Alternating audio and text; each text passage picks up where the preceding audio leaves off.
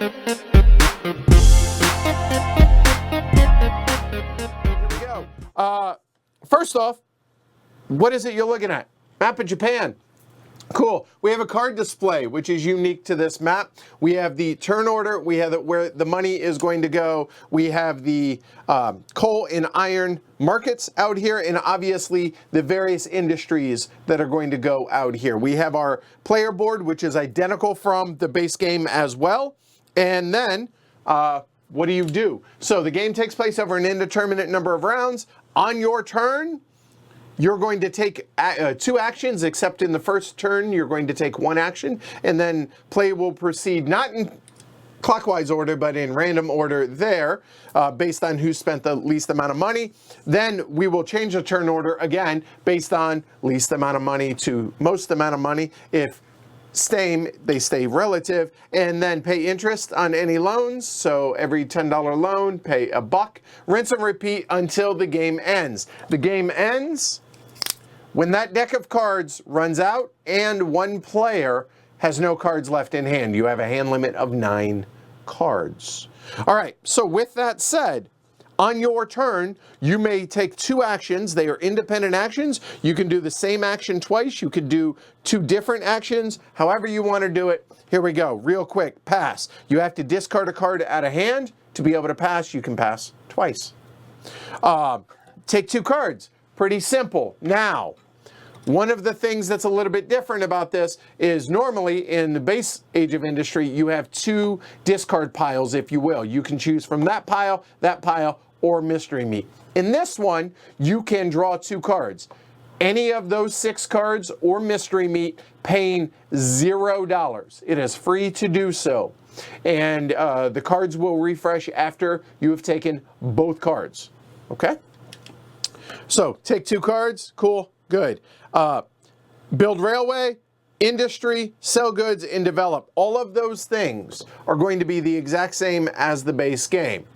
But now let's go ahead and talk about what makes this game different, or this map different.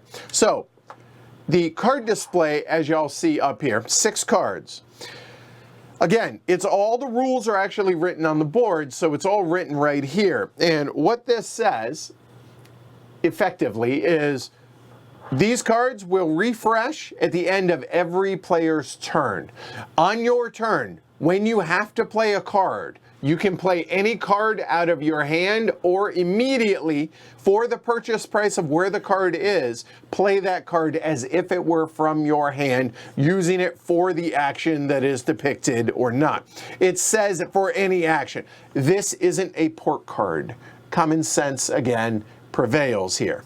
After your turn, after you've taken both actions, then any iron or coal cards that have remained in the market get wiped to the discard, slide, and refill there. And the reason for that is right here up in Hokkaido. I thought it was Hokkaido. These are the only coal spots on the board. That, singular, is the only iron spot on the board.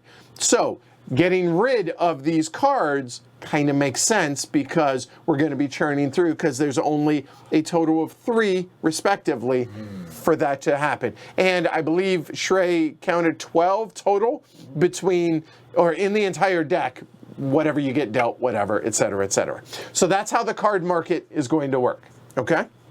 You'll notice that there are C lanes. So the C lanes here, okay? I think it's probably best to just go ahead and read what it says. And you know what? I'm actually going to bring this up there. I realize y'all can't read it, but I'll read it to you. You can use the C lane to move coal and iron, or sell cotton and manufactured goods in the same way as a rail connection. So imagine that when somebody has built a port here, they have a connection then to that spot. They have a connection. It's as if they put a rail there and there respectively.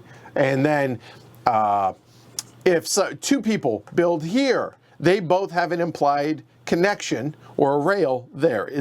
Again, it's implied. You don't physically put the rail on the C lanes. All right. If there is a constructed port at each end of the C lane and a constructed ship in between, I guess that finishes that sentence. So you'll notice that, and I'm going to bring it out a little bit here, there is a port. To be able to build a ship, this port must be built. Hard stop. To be able to build this ship, one of those ports by any player must be built. To be able to ship from this ship to that port, that ship must be built. You can't go that way over an empty space. Okay? All right. So now it says it does not matter if the counter is flipped or not. A C lane, for connection wise, a C lane counts as a rail link that belongs to all players for the purposes of building with industry cards, i.e. one of your ship counters would allow you to use the industry to build in a connected location, but only if there is a port there or you intend to build a port. Okay? So hopefully that is our interpretation of that. Now, over here, it says when you build a ship, you're going to place from the supply that amount of coal and that amount of iron. The iron works exactly like the coal does when it comes to the markets. If there are holes there, it fills them, you get paid. Right. When both of those are empty, the ship will flip. And in the case of the tiles, that will also need to be flipped. Yeah, and obviously the market demand tile also will need to be flipped. Ships can be overbuilt, probably unlikely to happen.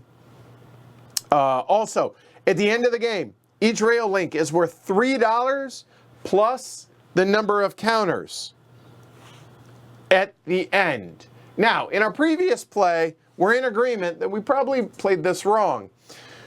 If, and work with me on a here, let's say that's there, and somebody throw a ship up, let's say it's there and there. Okay. This rail at the end of the game is worth $3 plus anything that is on either of those spots, which currently is 0, so it'd be 3 plus 0 plus 0. Plus 1, plus 1, plus that's it. Because this, theoretically, is its own rail link that there isn't a rail for, which also means that does not count for scoring.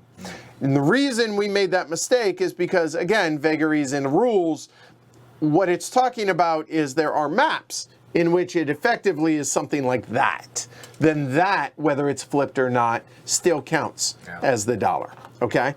So again, all rail is $3 plus anything on the direct end, I think is a good way to frame that. Yes. All right? That's it. Whoever has the most money wins at the end of the game. Oh, victory points. Or victory points, I mean, not money. Money converts, right, right. Hey, thanks for watching, y'all. Hopefully you found it helpful, useful, enjoyed it, something along those lines. And if you did, maybe watch one of those other videos. Consider supporting us over on Patreon. And always like and subscribe. It really does help the channel. Thanks, y'all.